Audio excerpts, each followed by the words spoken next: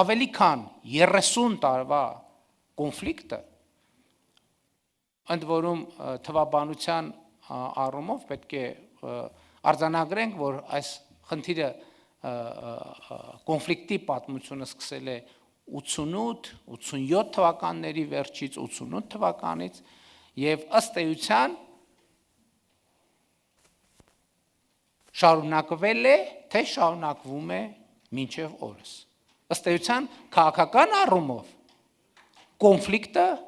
ավարտված է, կոնֆլիկտը լուծված է, բայց մենք պետք է հասկանանք, որ սոցիալ հոգեբանական առումով եւ 30 եւ ավելի տարվա սոցիալ հոգեբանությունը մի երևույթ չէ, որ ուղղակի կարելի է անջատիչը անջատելով եւ արգելակները քաշելով կանգնեցնել։ Եվ հետեւաբար այս դրամաբանությունը ժամանակ առ ժամանակ արտահայտվում է եւ Ադրբեջանում եւ Հայաստանում,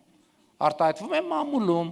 արտահայտվում է հանրային շրջանակներում, արտահայտվում է փորձագիտական շրջանակներում, արտահայտվում է անգամ երկրների առաջնորդության մակարդակում